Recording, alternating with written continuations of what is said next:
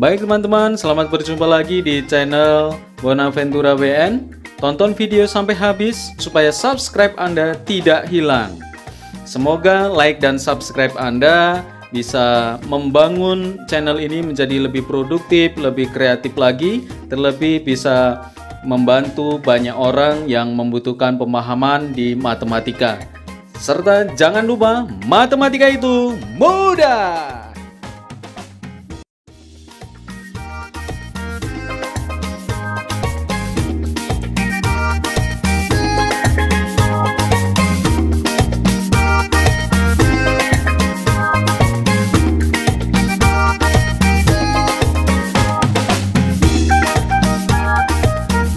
Baik teman-teman, kita ketemu lagi dalam pembelajaran matematika di channel Bonaventura WN. Jangan lupa tonton video sampai selesai supaya subscribe kalian tidak hilang, di like dan subscribe ya. Baik, hari ini kita akan belajar kegiatan 1, menentukan akar persamaan kuadrat dengan memfaktorkan. Itu ya. Begini teman-teman, kita ingat sedikit ya dasarnya, yaitu materi di kelas 7 dulu di aljabar perkalian seperti ini teman-teman.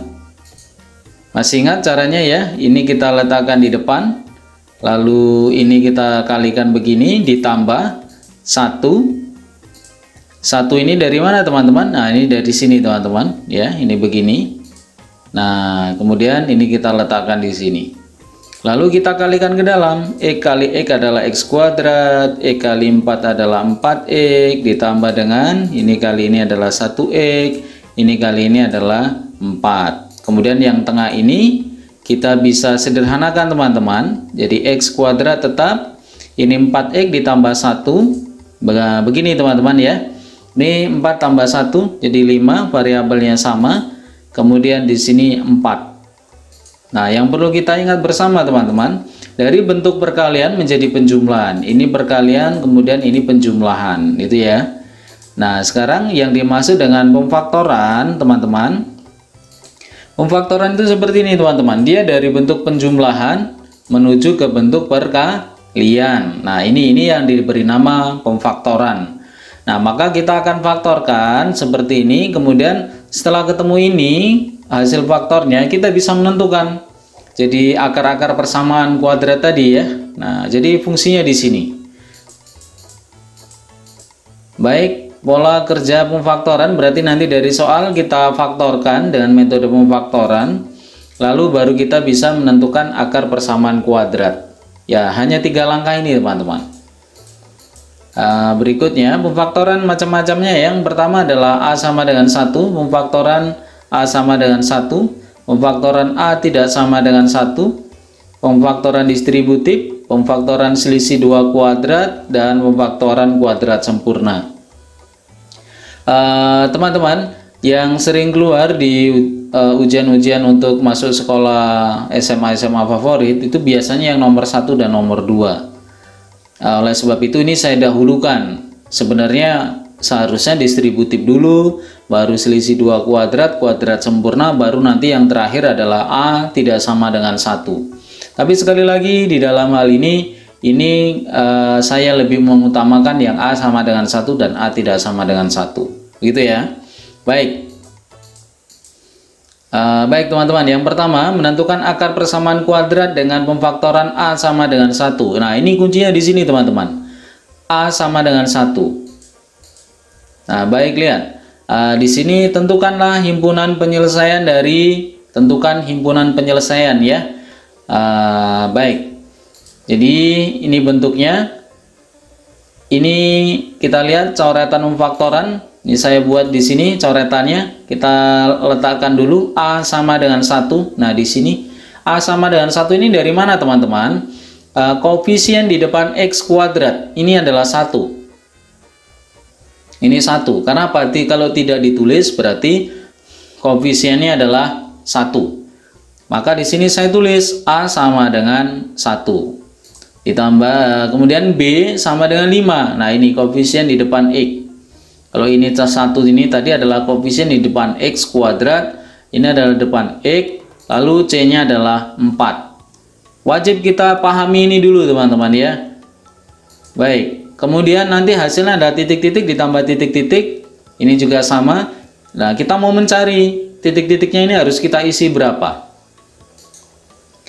Nah, ini A sama dengan 1. Sekali lagi, kapan sih soal ini harus saya kerjakan dengan A sama dengan 1, A tidak sama dengan 1, atau apapun itu. Nah, ketika A sama dengan 1 teman-teman, perlu diingat sekali lagi, koefisien di depan X kuadrat ini adalah 1 ya. Ketika lebih dari 1 berarti nanti A tidak sama dengan 1. Setelah ini kita akan pelajari. Jadi kok ini A sama dengan 1, alasannya karena apa? Nah, di depan X kuadrat ini koefisiennya adalah 1. Maka di sini saya buat pemfaktoran A sama dengan 1. Nah, di sini ada kata kuncinya teman-teman. Fokus ke nilai C. C-nya berapa teman-teman? Ya, ini 4. C sama dengan 4. Nah, kita letakkan di sini 4. Nah, kemudian kita buat seperti ini teman-teman, faktornya. Kalau 1 dikalikan berapa supaya 4? Kali 4.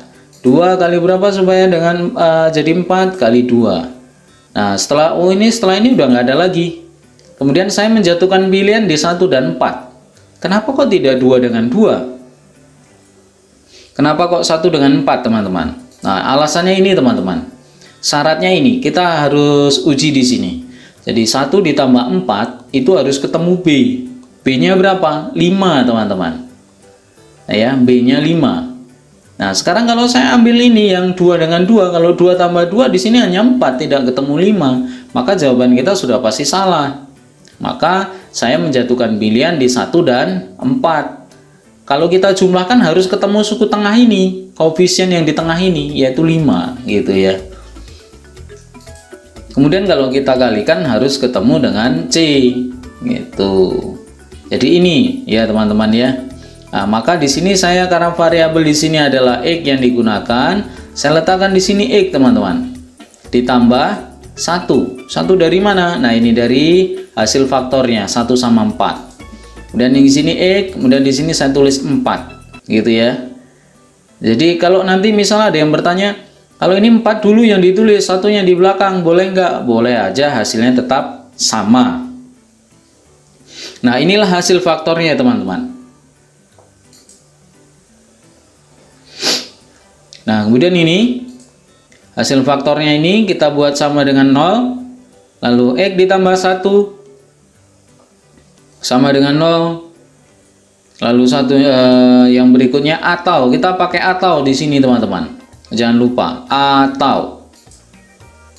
Nah, di sini X ditambah 4, ini kita letakkan di sini, lalu satunya pindah ruas ke sana jadi negatif 1, dan ini juga dipindah ruas ke sana negatif 4.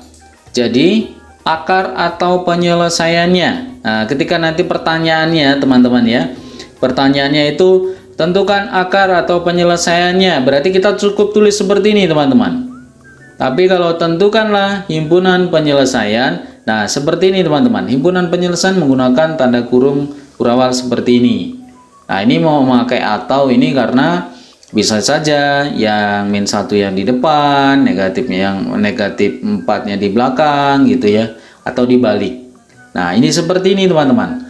Sekali lagi kita ambil sebuah kesimpulan. Kapan soal harus saya selesaikan dengan metode A sama dengan 1? Ketika koefisien atau bilangan di depan X kuadrat itu 1. Cirinya dia seperti ini, 1. Angka 1 dalam aljabar boleh untuk tidak ditulis. Gitu ya teman-teman ya. Nah, sekarang menentukan akar persamaan kuadrat dengan pemfaktoran A tidak sama dengan 1.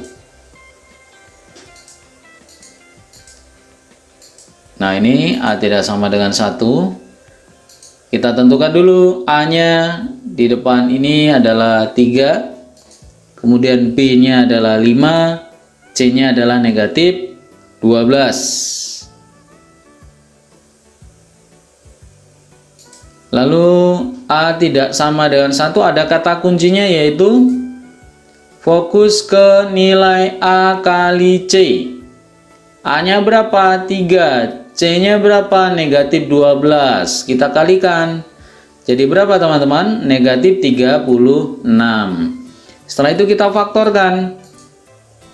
1 dengan 36, 2 dengan 18, 3 dengan 12, 4 dengan 9. Nah setelah itu 6 dengan 6 gitu ya, boleh seterusnya. 6 sama 6, kemudian 9 sama 4, kembali lagi gitu sampai ke bawah. Nah maka saya sampai di sini dulu. 4 sama 9, boleh kok di sini ditambah 6 sama 6 gitu ya.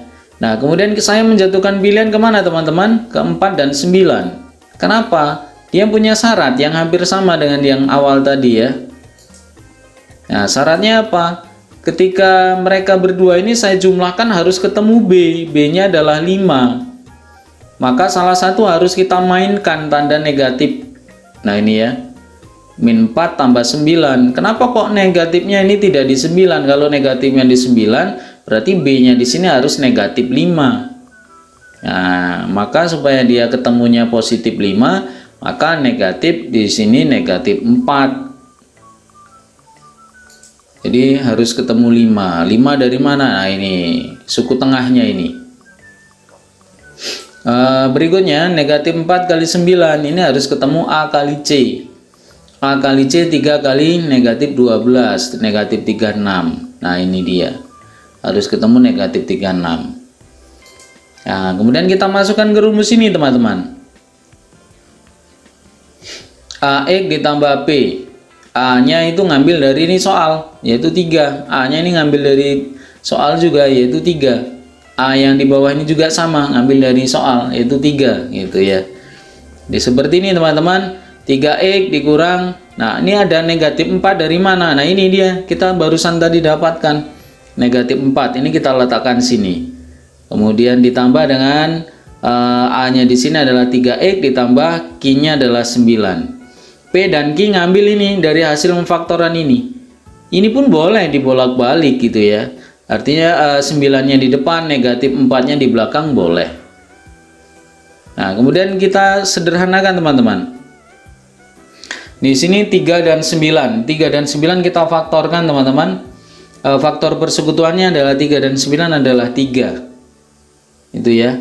Nah, kemudian kita sederhanakan. Teman-teman nggak perlu bingung. Di bagian soal seperti ini, soal ketika sudah bisa difaktorkan, pasti sudah dikondisikan supaya dia bisa disederhanakan begini nih teman-teman ya, bisa disederhanakan begini nih.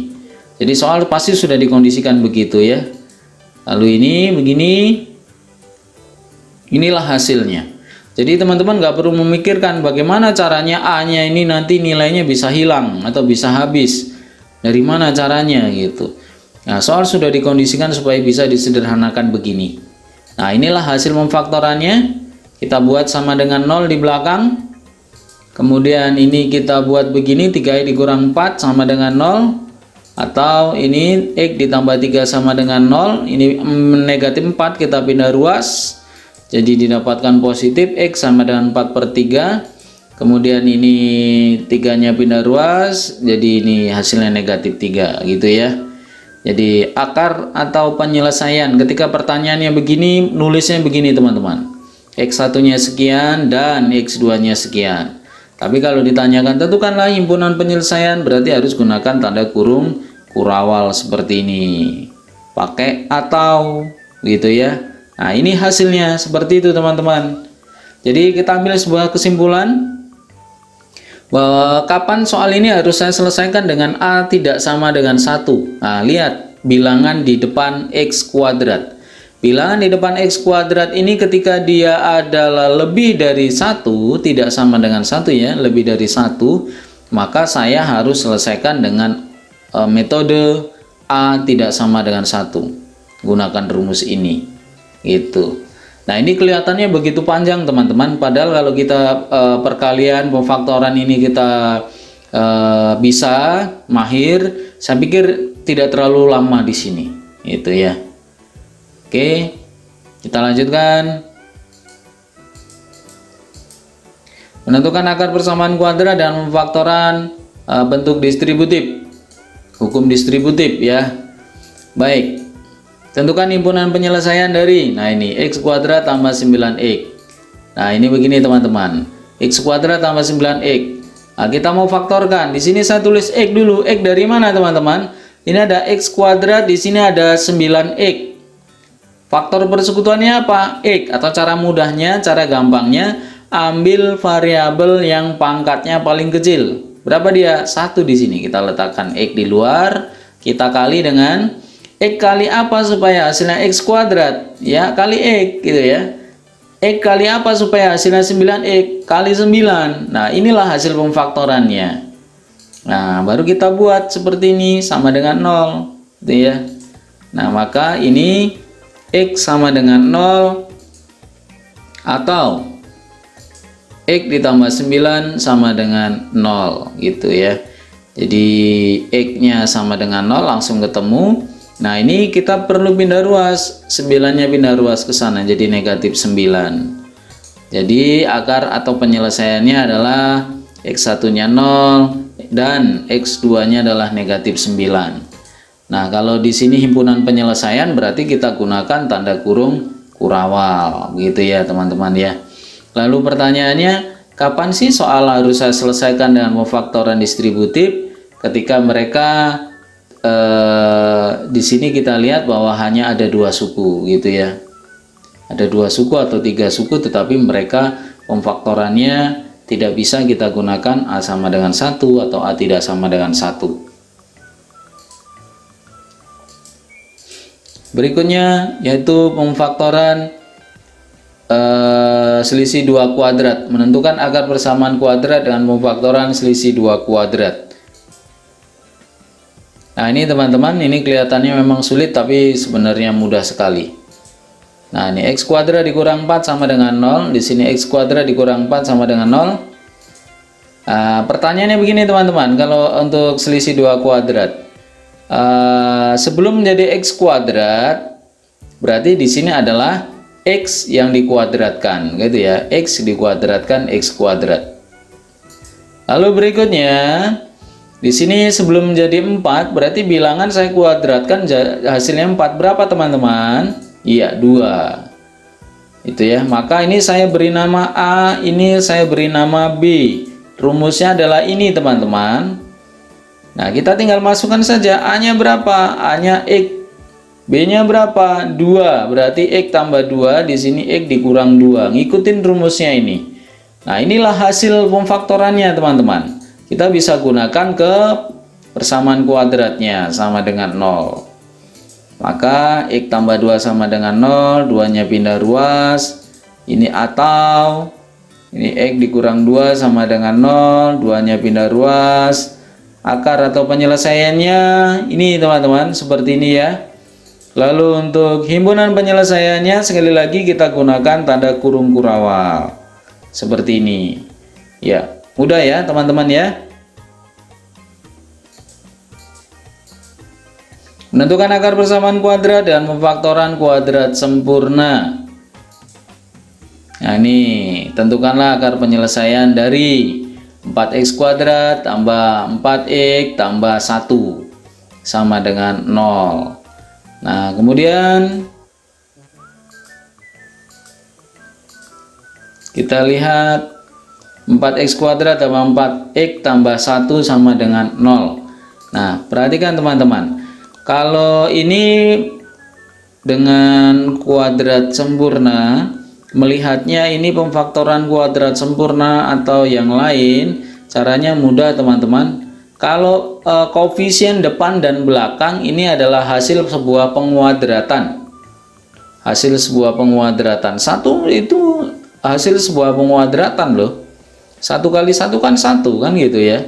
Nah, 4 ini berarti kan 2 dikuadratkan 4, 1 dikuadratkan 1. Berarti koefisien A dan C ini adalah sama-sama hasil sebuah penguadratan. Maka kita buat begini teman-teman. Sebelum jadi 4x kuadrat adalah 2x dikuadratkan gitu ya. Lalu yang belakang ini sebelum menjadi 1 adalah 1 dikuadratkan. Maka ini kita tulis begini. 2-nya kita letakkan sini, 1-nya kita letakkan sini. Ini adalah hasil pemfaktorannya. Nah, seperti ini teman-teman. Kemudian untuk menyederhanakan kuadrat, sebelah sana diakarkan. Itu ya.